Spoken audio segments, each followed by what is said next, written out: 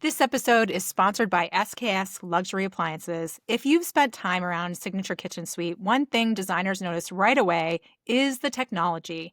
The interface feels familiar and intuitive because it's the same engineering that comes from LG, the company that produces the systems used in many of the luxury vehicles people drive today. Clients recognize it instantly and know how to navigate it, but SKS is also investing in designers through their Designer Rewards program and by sponsoring IDC. If you're specifying kitchens for serious cooks, give SKS a look. Learn more at sksappliances.com.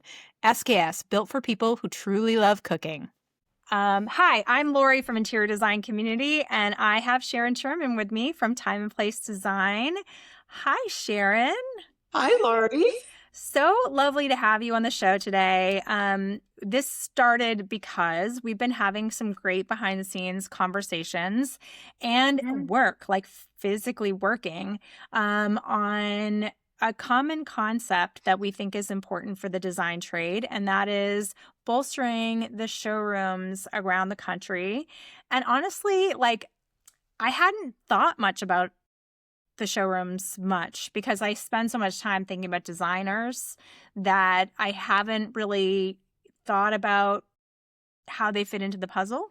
So, learning from your relationships and other designers' relationships, and then having real great conversations with showrooms directly has really, sort of changed how I see things a little bit more. And I definitely think that they're part of the puzzle that we need to, as an industry, to come together and support the design trade. So I thought you'd be a perfect person to talk to because you kind of see it from all the angles.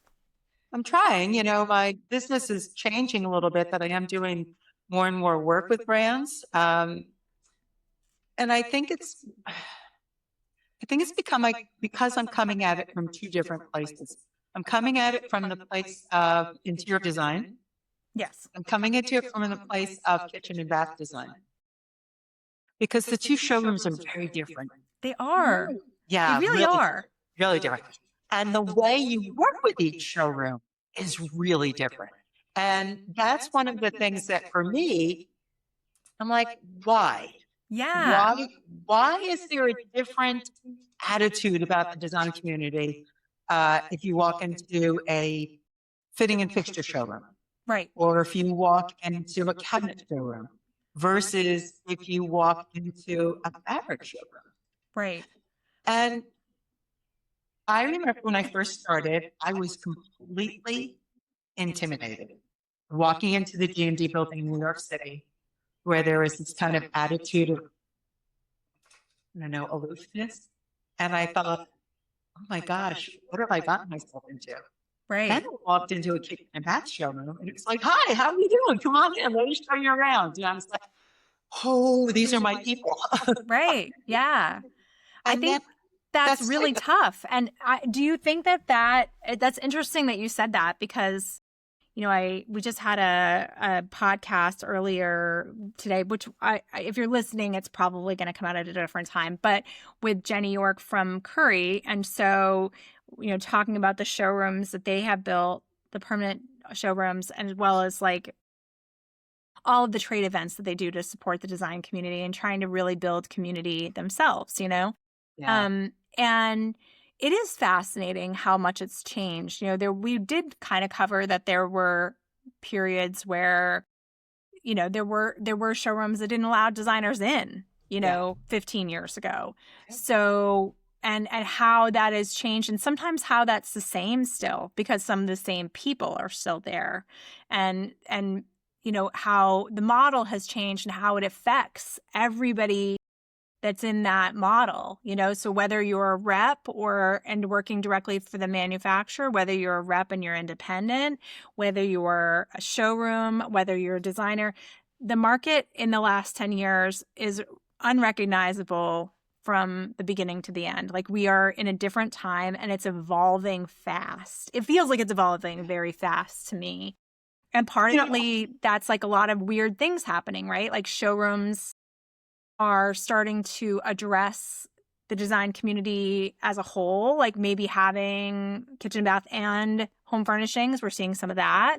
Yes. We're seeing some buildup of community within the showroom level, and then designers themselves asking like, okay, I do like the direct relationship and I definitely want to make more money, but is the juice worth the squeeze? And all of those kinds of things that go around that topic. And certainly, I think every designer loves the idea that they could bring their client somewhere to see the product, right? And so that's the definite.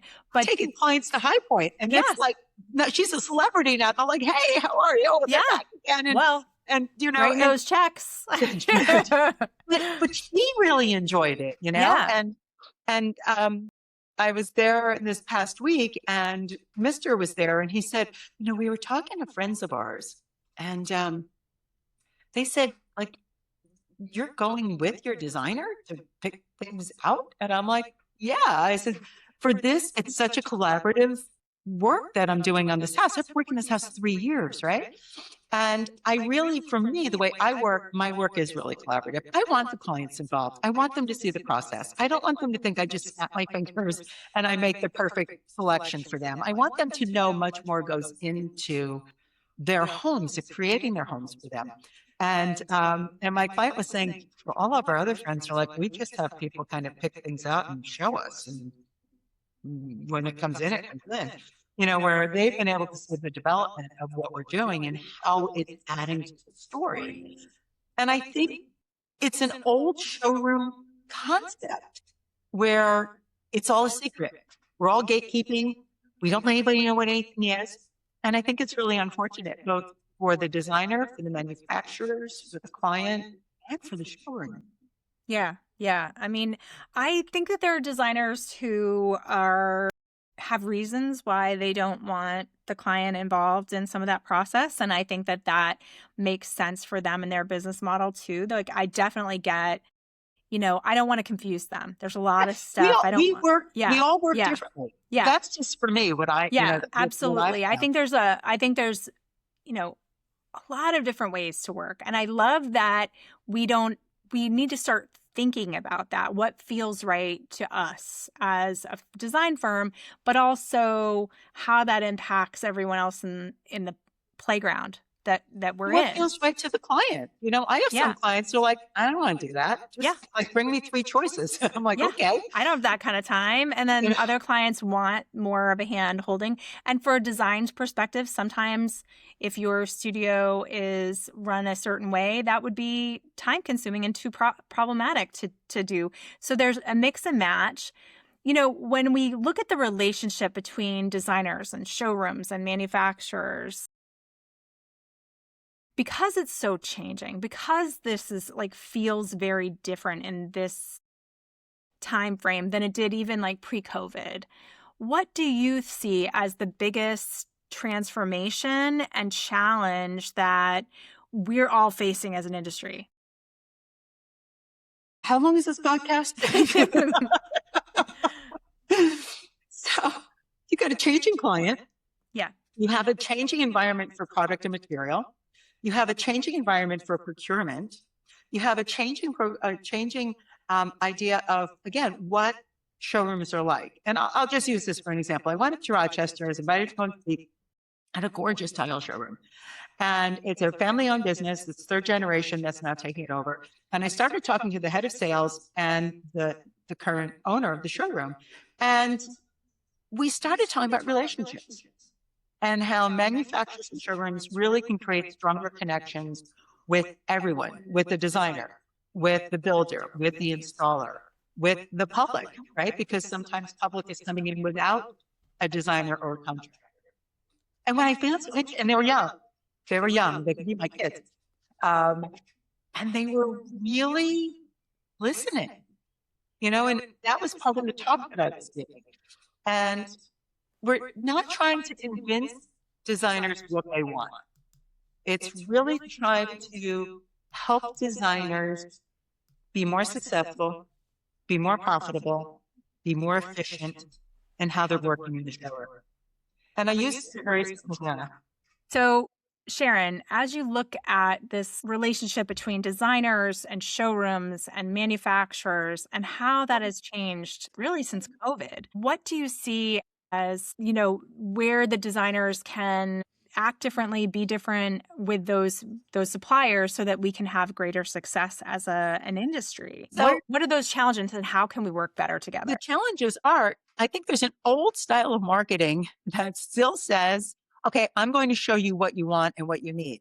Instead of saying, what is it that you need? What can I help you with? What is it that's going to change the way this project is going? And when I did this talk up at Rochester, we had a white door. And I said, how many of your clients come in with a white door? So I said, okay, so how do you help them or that designer figure out what they want? Because that white door goes with anything in here. And I happened to grab a couple of different tile selections and I quickly started to put them together. I said, and here's the story that the door tells now.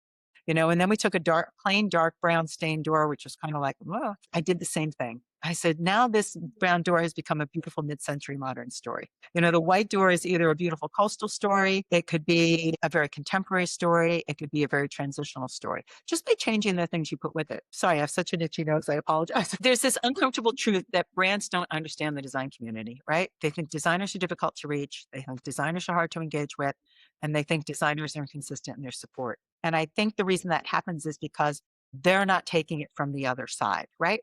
Designers want to engage with the showrooms. They just want the showrooms and the brands and manufacturers to understand what they need. And I've been to parties and events where huge amounts of money are spent on catering, on florals, on speakers, on advertising. PR teams are coming in, with elaborate installations to completely miss the mark on reaching those designers, right? They come in, they might grab food, they might have some cocktails, they never see them again. And they'll say, well, the design community didn't show up. Well, yes, they did. Well, designers aren't supportive. Well, they are supportive if you're interacting with them. We didn't get the ROI we expected. And I'm going to use a company that I've now spent tons and tons and tons of money with lately. I went to their showroom over and over and over again at High Point, and I kept saying, someday I'm going to have a great order for this company. I love the products. I love the showroom. I love everyone who works there. I never ever saw my rep ever. Right. And when I did come in to place an order, and I think my first order was $45,000, I had somebody there help me. And then the next time I came in, I placed another really big order. And then next time. So the last time I was down there, didn't place quite as big an order, but the rep finally came by and said, hi, I'm your rep. I'm like, good. Yay. And I thought, where have you been? From your perspective, I wasn't selling your product. From the showroom's perspective, they were happy that I kept coming in, right? So that's that weird connection that just say, well, designers aren't supportive. Yeah, the first 5 times I went to the showroom, I didn't buy anything. But the next 3 times I went into that showroom made up for all those years I didn't buy anything. Yeah, because you're vetting, right? You're vetting It the takes a long time. experience. I don't Yeah. think people understand, I'm not walking around center aisle at a furniture store and grabbing pieces of things and putting them together and taking them back. I'm putting together a 35-room home, and it's every single detail that goes into it. And that takes a little time to curate. And that's really what we want. We don't want to be sold to. We want to be welcomed, right? We want to be inspired. We want to build that relationship. We want to feel part of what that company's doing. And we want solutions that are going to help us make better products, better projects. Sorry, choose better products, make better projects, have better client experiences, and be more profitable. And that's really what it's all about. And the last part, to be honest with you, the first part is really good, but if you have all that and you're not making money, you're not going to be happy. The Yeah. brands aren't going to be happy. You're not going to be happy. And your clients aren't going to be happy because you might not be spending quite the attention on them that they feel they deserve, because maybe you're not making as much money as you should be. Well, But that money, that that becomes kind of matters. a knot that I think of that designers are, trying to unravel. And I see it pretty clearly because I've got this bird's eye view of the designers. You've got the manufacturers over here. You've got the showrooms in the middle, you've got the designer, and then the client relationship. So there's 4 pieces to that, layers, and really the money is being driven by the client. That is Yes. the budget, where the budget sits. The designer is deciding how much of that budget can be spent on lighting or whatever. And that is your part of that budget. And then which brand, which size, which style, which, blah, blah, blah, blah, blah, all the way down the line. But from a designer's perspective, of course, you're going to make a little bit more if you go direct, but you're also handling the return, the order process, the return, the receiving, the inspecting, the all the places it can go wrong. And sometimes I see designers getting into that relationship a little too soon. It does make you a little bit more money sometimes, but it also can make you less money if you don't have all of the things in place to, there are going to be things you have to zhuzh and fix because of the ordering process, and things are fragile, and they might have to be fixed on site before they get delivered, and your receiver. And so if you don't have a great receiver relationship and you don't have a great relationship with that brand and you haven't purchased a whole lot in the past, well, then that can actually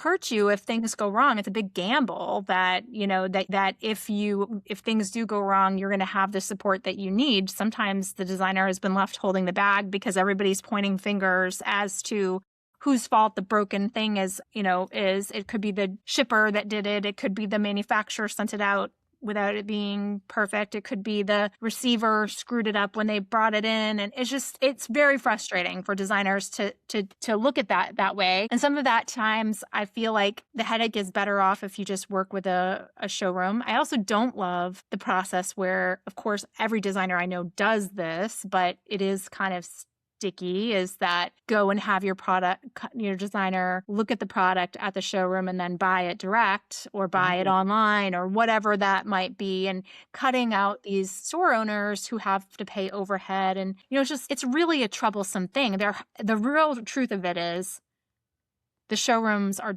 dying in some places, not everywhere, but the showrooms are dying. And so where are you going to see these goods? Where are you going to have a client go test it? Where are you going to get the support that you need if they do go?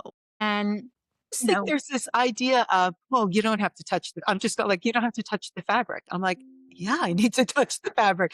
And my one client, Lori, we were picking out counter stools and we were picking out fabric. And she said, those ones that I bought online, they were kind of like that hide that nobody can sit on because it's really like when you sit on it, sticks you in your legs.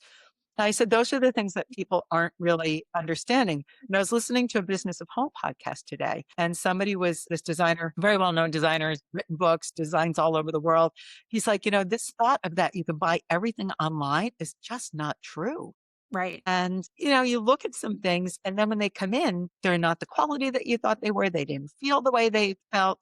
They smell funny. There's all these things that you cannot tell from just looking at something online. And, we've become a pick and click kind of society, which is really not good for design, right? We care deeply about the aesthetics, so deeply. We're telling stories. We're creating these beautiful environments and this emotional connection to things, but we're also trying to manage timelines. We're managing budgets. We're managing client personalities, procurement issues, specifications, logistics, installations. It's like an endless thing of moving parts that people don't see. And I think sometimes, even though you can say, yes, I can go into a store and just buy things there, that loses some of what I call the maestro of conducting. Right. I say that a lot that designers are really conducting this orchestra and we're calling all the pieces in, right? And if something gets called in at the wrong time or plays the wrong note, that might be our fault and we have to be able to fix it. So I think designers have to decide what type of business they want, who their ideal client is, understand that the right client is everything and the wrong client is really something you want to avoid. And knowing who those people are, maybe it makes sense for you to be able to just go and shop with somebody and have stores supply everything for you. Yeah. But I mean, sometimes a showroom partner is the right move, because you have to think, like, even if you hire a great project management person who's going to handle the procurement or going to handle the returns, you're paying them whether you're procuring or not. right, And right. so that overhead can really eat into your profit margin too. You've got now an overhead of a human being, and maybe they need insurance and maybe they need a 401k themselves. And that just becomes a worry for you when you're out there trying to struggle to get business for yourself, but now you're out there trying to struggle to get business to support you and your employees. And I've done it. So I it's supported a hard, staff of a lot of people. I was selling pillows, right? when one of the downturns came and I was just like, I just don't want to do that anymore. So I Right. do have really strong partners in the showrooms that I purchase from. I am afforded because I don't have accounts everywhere. I don't go to 20 different tile stores. I have two tile stores that I really like. They're both very different. They supply very different products. But in both cases, I can talk to the one person that I deal with all the time. And I'll say, okay, I'm thinking about using this tile in this particular application. And she'll say to me, no, you're not, and that if something happens and I can't be there and a client needs to go back and look at something again, she knows me so well that she can actually say to the client, Sharon would love that. Or she would say, I think you can find something better. And those are the relationships that are super important to be able to develop if you're going to function in that way. Yeah. And that's a matter of a business strategy, Well, I which is feel another like whole podcast. to some degree, everyone does. Even if you have great direct relationships, you can't buy everything direct. I mean, you're not going to have an account Yes. with every brand in the world. So Yes.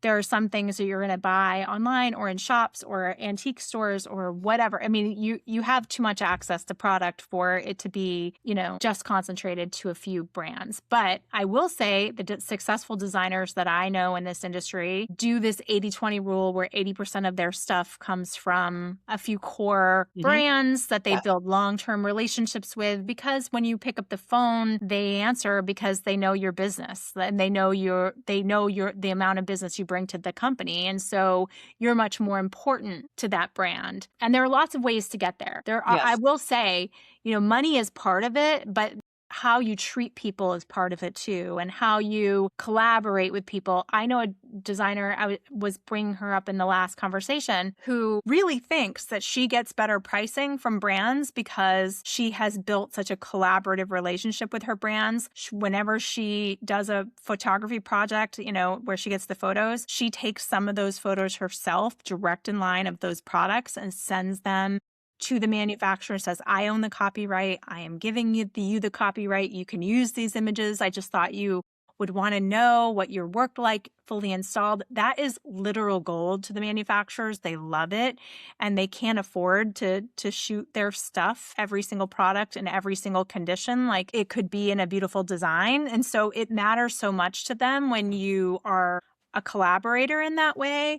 And so those are things we need to think about as how we work with people and how we represent people. The same thing goes for showrooms, I think. Like, I think of all the designers I know, how large of a portion the solo entrepreneurs are, and Huge. how much like a good showroom who is intent on building community, like same foundation of IDC. Imagine there was a showroom that acted like IDC acts to its membership. Be amazing.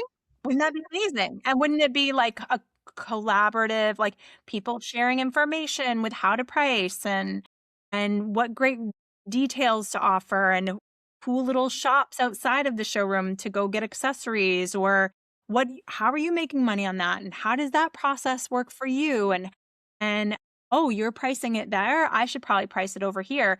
And I've watched designers I know personally that build that in their own backyards, this really collaborative. And, some of these designers do it themselves. They have like a group text with 10 or 15 designers, and they just like dig in and share. Even like I have one group in LA, Shelly Hudson, shout out to Hudson Home. And she put this wonderful little group together. I love them. And they share like, hey, I'm bidding on this particular client's names project. Anyone else up? Because they're all literally serving those beach cities near LA. And, they're very good to each other. They're really, really good to each other and have each other's backs. And, sometimes somebody's the right fit. They don't take it personally, and they don't, they just are really collaboratively navigating the industry together. Community. That's what we community. need. We don't need networking for the sake of networking. We don't need transactional hospitality. We really need a safe place for designers to ask questions of brands. And I think you started to do that a lot with Design Edge. Here's a little plug for Design Edge, right? I think that's really important. Where collaboration means more than ego, where people leave smarter than when they arrive, where everybody in the room feels respected for the expertise they're bringing to the table. I think that's what designers keep telling brands that they need. You've created it with Design Edge. You've created it with the interior design community. You've created it with brands, that they know that if you come in, that you're bringing a level of professionalism in the designers that you're bringing to them. And they in turn are providing a level of service and professionalism back to the designers. Those are the successful brands. Those are the successful manufacturers. Those are the successful showrooms, right? We as designers want strong manufacturer partnerships. We want collaborative showrooms. We want trusted vendor relationships. We want experts we can rely on. We want resources that help us better serve our clients. I don't want to get an email from a brand that says to me, you haven't purchased anything lately, so we're going to drop your discounts. It's not going to be as good as it was before. And I'm like, well, all right, I get paid a percentage on my net. So it's going to make me more money. Like, don't threaten me because, Right. I've supported you when I can. And I think brands sometimes forget how long it takes for a designer to pull a project together. Not everything is a 24-hour design scenario. Not everything is I can snap my fingers and I'm going to blame the design community on this, where they show a picture of a room and they put it up on Instagram and they're walking through and they snap their fingers and it's all done. And I'm like, that's dangerous. Yes, it's kind of fun, but it's really not showing what goes into all of this. And I think many times the reasons that the design community isn't treated maybe the way we want to be treated is that people forget how many things we manage at one moment. And every question runs through us and we don't talk about it enough. I talk about it a lot. This is my new my platform. It's my new, what do they call it? Soapbox. It's my soapbox that I've climbed up on quite a bit lately. And really talking about how difficult it really is to manage what we manage and do what we do and make it look effortless and never have the client be upset and have them have a beautiful home. I mean, I'm running into a problem with somebody I brought into a project after 4 years of being in this business. I made an error in judgment and I am paying the price. But my client knows what is going on and how much effort I'm putting into this. And she keeps saying to me, thank you so much for being there, because if we had to manage all of this, we'd be done. We wouldn't be able to do any of this. And you do it without missing a beat. And I'm like, if you only knew. Yeah. I I'm like, think that I I get think in the that car, happens I'm on on the car, or I call you, I'm like, Laura. I think that happens on every project, though. I really believe, like, even in the best case scenarios, things go wrong, and designers behind the scenes are solving problems that their client doesn't even know exist sometimes. And I think that there's a little social media moment that's going around right now where a designer shows a designer coming out of a phone booth, and it goes after a 3-hour call solving a problem you didn't even know exists. And partially that's a fun little social media thing, but it's grounded It's in true. truth a It is lot of grounded in time. truth. It is grounded in truth. And you can't really build great relationships when things only go well. You have to be willing to every once in a while build that great relationship if something's going sideways for that designer. I mean, I just had it, right? Where somebody's supposed to install a countertop. They were supposed to come in the morning when everybody was on site. They didn't get there till 4:30. I get the phone call. I've got to go drive to the job, open the house. And I explained to them that it's a sauna. Sorry, I lied. It's a steam room. So we pitched the ceiling so the water runs back and down the walls. And we need to pitch the seats of the steam room so the water doesn't pool at the back. And I thought I explained it really clearly. And then I got a call at 7:30 this morning from the Tyler who says, seats pitched wrong. And I'm like, you've got to be kidding me. I explained all of that. I texted my supplier and I'm like, I'm so sorry, but I thought I explained this properly. It's probably my fault that I didn't explain it as well as I should have, but I need them to pitch the seats so the water doesn't pool at the back seam and create a leak. And he said, we'll be there tomorrow morning. Yeah. Yeah. But those relationships don't come overnight, where someone is 34 like, years yes, of that. I will take care of it. I Yeah. will, help you. How has I I know that bad relationships have cost your brand money for sure. How have they all good relationships saved your brand money? My gosh. In countless ways. Let me count the ways. By letting me know, for example, that's not a product that we should be using here. Knowing what you've told me about your client, let's not put that in. Let's put this in instead, because I know what the maintenance is going to mean to them. So can you imagine if I put something in that was such high maintenance that I didn't realize that product was going to bring? I'm going to use stone countertops as probably one of the biggest things. How you do seaming, Yeah. where you're seaming a countertop. And I'm like, wow, does that really makes a big difference? Finishes on doors, making sure that I don't like a mitered cut door. Sorry to all the mitered cut door manufacturers out there. I don't like them. I don't like they look beautiful. I'm just not convinced they really hold up all that well. I think really the using certain products in certain areas and having a brand or a manufacturer or vendor say to me, no, don't do it. Really don't use this instead. That would be one. Recommending the right people to do the work. So having somebody like a specialized floor that we're installing in a gym, I was just like, I am so out of my element of comfort here. And I said, I really need a good professional to be able to install this material. So they're like, okay, here's another great one. I'm going to shout out to Splashworks. Tom from Splashworks, I bow down to you. So I'm ordering acoustical material for a media room, and my paper hanger says to me, how the heck do I install this? Yeah. And so I called Tom, like, how the heck does he install this? And he said, here is the full dossier on how to install the material. Here's the name of installer that does this all the time, that will speak to your paper hanger, tell them exactly how to hang it. Make sure you use this, not that. Make sure you do it this way, not that way. And I'm like, my gosh, here's the telephone number. So before the product was ever ordered, sending all of this information to my paper hanger so that there was not a problem with installing it, and with us preparing the walls for what had to go in first, right? Make sure that this is what's underneath. That's the kind of respect that I so value from a manufacturer, to have the foresight to say, hey, let's look at this and let me explain to you how this should be done. It's when people don't work with the team and create just a bad energetic field. It's the only way I can really Well, think. I think that that's the issue is too is your relationship suffers too if things go wrong. So you're thinking of all the things that possibly could go wrong before they go wrong so that you can adjust and go from there. And I think that's I think a lot of designers are in that same issue, same bubble of trying to figure out how to navigate these sticky situations.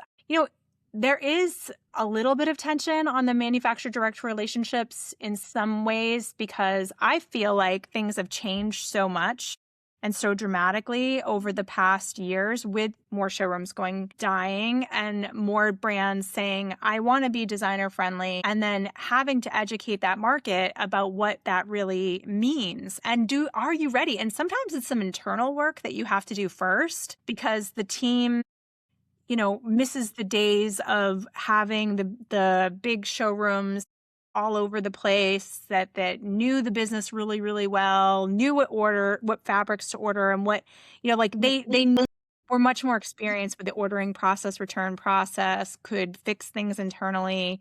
And they were just a higher volume, easier client. And designers are not that. We are very demanding. It has to be perfect. It has to be delivered on time. And it's maybe they're only making $5,000 from the order. You know what I mean? So it's a very different animal than a business is doing $80 million with them. I mean, it's just the reality of the situation. So I don't know. It's just really a tough thing. I think Here's that the thing for manufacturers have me. to look at themselves internally first. Do I But want this business? that is so true, right?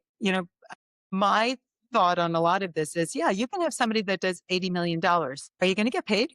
You're looking for that big multifamily housing project, and I've done them for years. I've watched them go under. I've watched them not pay their bills. I have seen, talking to this title shop, they were like, how many people owe us $20,000 and $30,000? I'm like, how'd you let that happen? Yeah.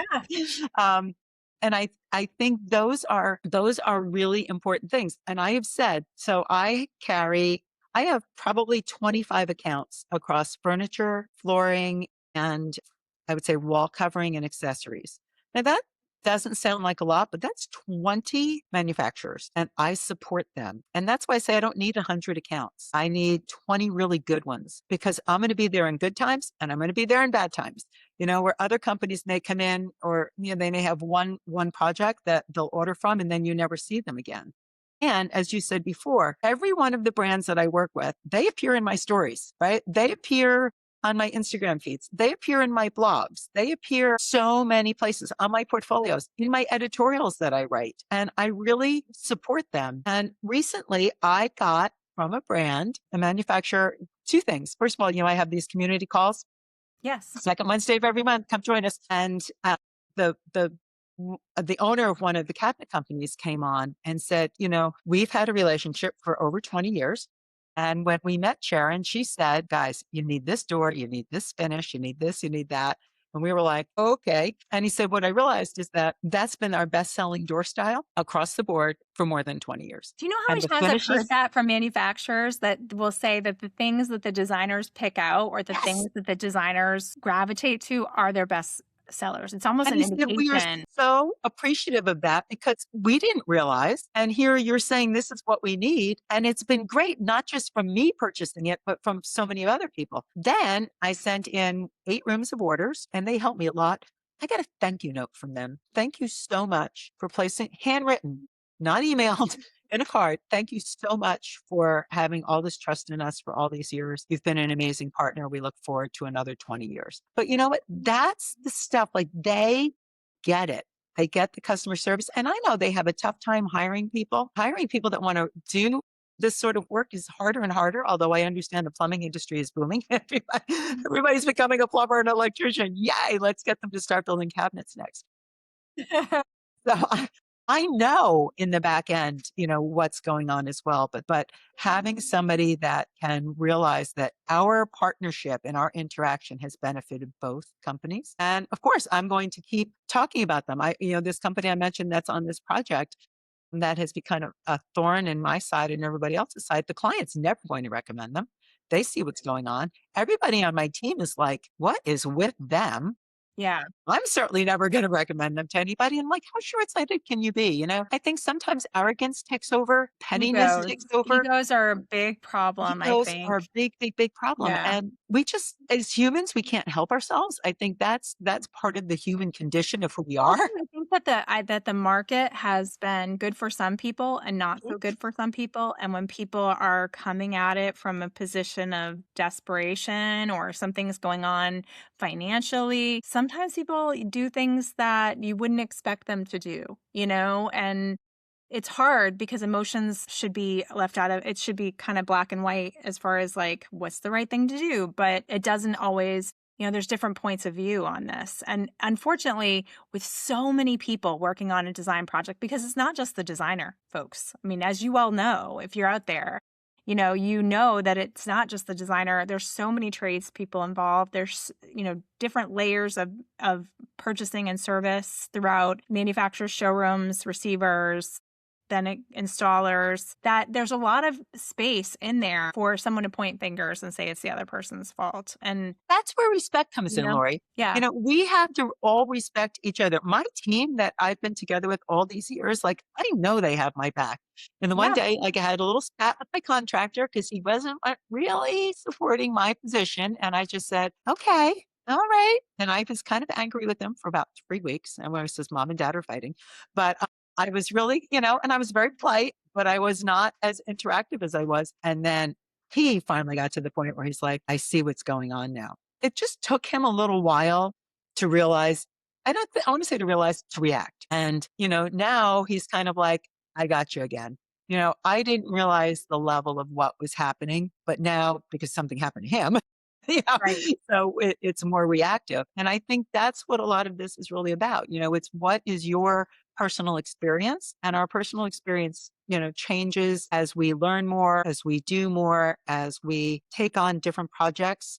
And the interior design community, I think, is really expanding and taking a lot more work on that they did take before. I am going to go back to the same thing, though, that the right client changes everything. So whether it's the right client for the designer, whether it is the right client for the manufacturer or for the brand, or if it's the right client for the showroom or the store or whatever it might be, there has to be a connection and an alignment. That was hard right. to say. And Yeah. if you're aligned in your business ethics, if you are aligned in your expectations, if you are aligned in your processes, then I think it becomes a more successful collaboration. Does that Yeah. make sense? Yeah, absolutely. I definitely see it from my perspective of watching the designers who have really truly successful relationships with all of these other parties. So whether it be manufacturer, showroom, or, you know, tradespeople, that having, doing some work on yourself internally and knowing how you can react in a positive way and keep the momentum of the project moving forward in a positive way, but also holding the line when it needs to be held. Because sometimes, there are, I would say there's a lot more hidden under the surface with the gender dynamics and power dynamics of, you're younger or older or more experienced, or, there's all of these little underlying dynamics that are happening in any business relationship. And so being able to see the other person's perspective or point of view helps you understand how to navigate your own self and your reaction to whatever's going on. And this is why the ethical AI here, I think also, comes into play. I think so much is being done with AI, to determine, what is the best way to interview somebody? What is the best way to onboard somebody?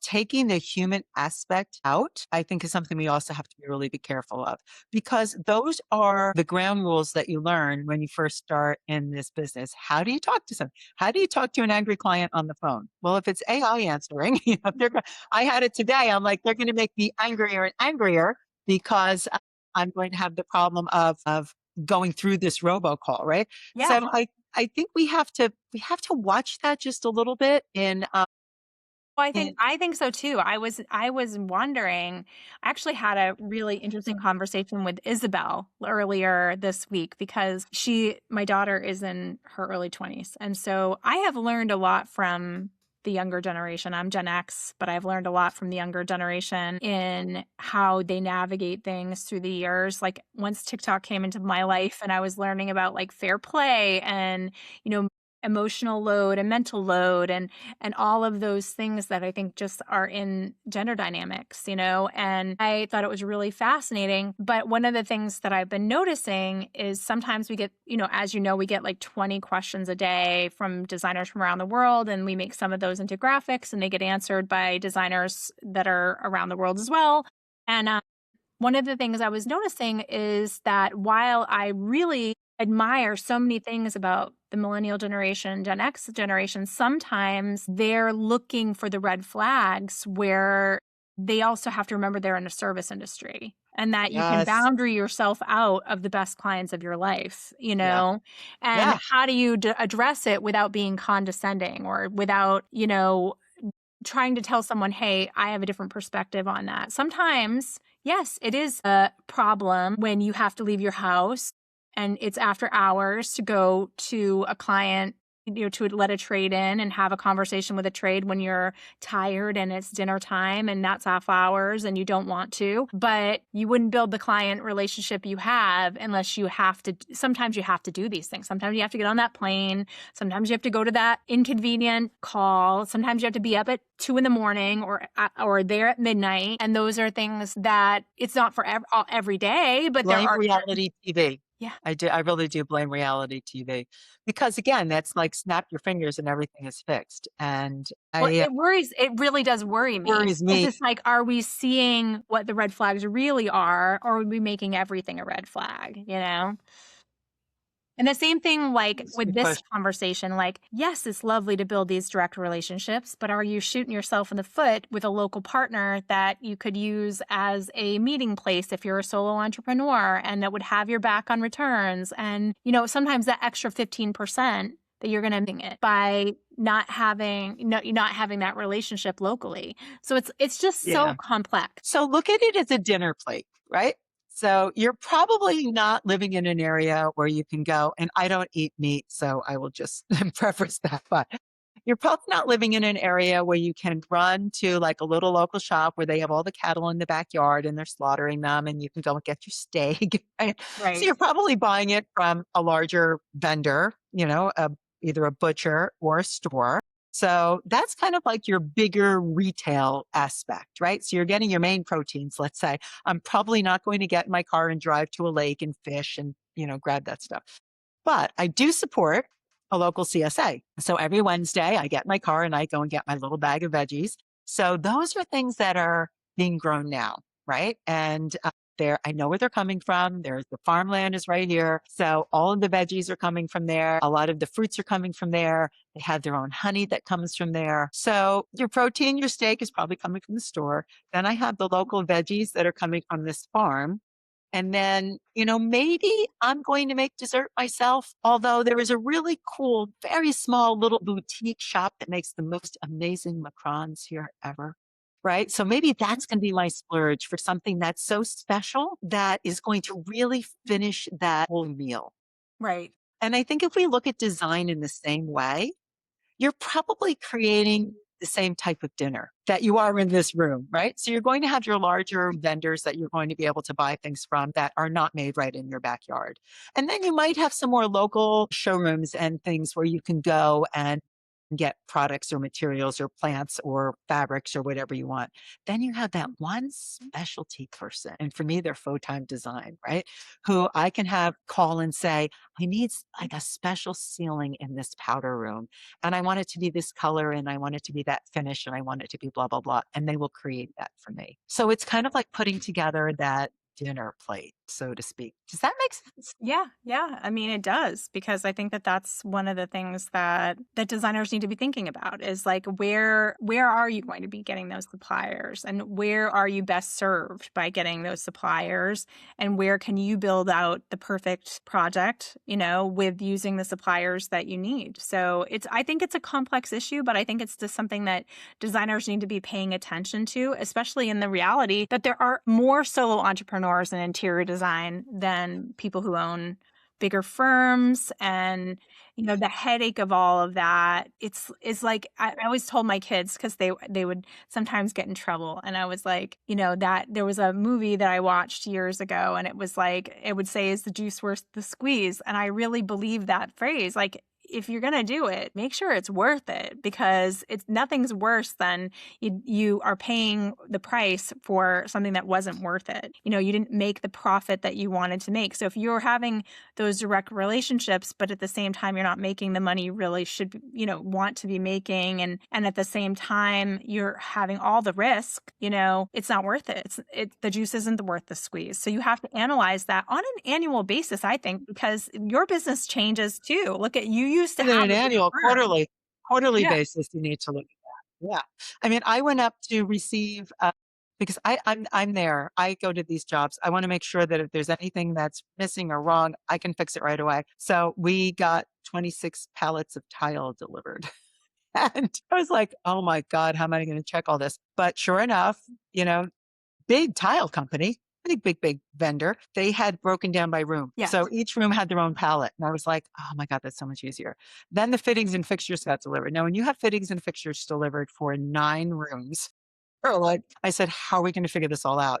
Every toilet tissue holder, towel bar, every small little detail. And again, every box, huge vendor, every box came in, it has sticker on it, which room it was going to. Love So it. that when it came time for us to break things down, it just made it so much easier. So did I make a little less money on those products? Yep. Did it save me hours of having to go through each pallet and each item and open the box and look inside and figure out where it was going? Yep. Yeah. Because then I could take care of the bigger picture things Yes. that don't need So that. these are the things that we don't talk about as an industry, and they're lost money because it's really difficult to bill your clients for things like this. Yeah. It's, Oh, you really, know, Cher? You want me to pay you for opening the boxes to make sure the cartridges are all there? No. But also, by the same token, those are vendors that understand what happens when you deliver that much material to a job at once. yeah. So Yeah. they're like, we have to do it anyway. It comes out automatically. The stickers are printed, they go right on everything as we're pulling them off the shelves. So that's that relationship that I think is important when it comes to who you're choosing for your vendors and how your vendors respect your time as well. What do you think is coming? I just want to end the podcast on a note of like, what's next? You are digging in. You are speaking at trade shows all over the country. You are speaking at showrooms all over the country. You're talking to decision makers at every level, manufacturer owners, the level showroom owners, designers on a regular basis. What do you think is coming in the next 2 years in this field, and how do you think it's going to change? I think there is a divide. I'm going to use the word divide that's coming. And I think there's going to be a very different look to what the luxury market looks like, because you know how I feel about the word luxury. Everybody uses it everywhere. Wellness, it's another buzzword that makes me very sad because it is so important to interior design. It's not just let me catch on to the latest trend and then a year from now it's going to be, I don't feel like that being trendy anymore. So I think there is going to be a divide in the type of design that's done. And I think it's going to be,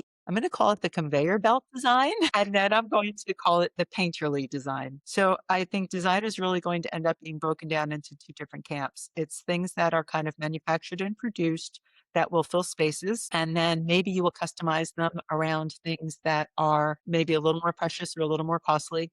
But the general overview is going to be, yeah, you know, we don't need to have all this custom product. If I have two choices of fabric on something, it'll be fine, and I'll be able to bring the room together. Versus the collector, the curator, it makes a difference to me where the materials are coming from, how they're produced, how they're brought into my home. And I think that divide's going to get bigger and bigger. So it's going to be a little more homogenized on one side and much more personalized on the other. You Does know, that I've make seen the sense? laws change in that direction too. So I think you're right because I read that in the UK they're trying to ban fast furniture, and in California they're trying to ban silica or like quartzite type products that are made with silica. So there are laws that are setting out to try to prevent unscrupulous like fast furniture, bad for the general public, bad for the environment product lines, and it's certainly bad for health. Like if I am laying on a mattress that who knows where it came from and it had off gases and I'm breathing that in every night and it causes cancer or whatever, those are things that I think the general public wants a little bit more eyeballs on, certainly because there are so many false narratives around wellness and health around product. So I definitely think you're right about that. I think that's really fascinating.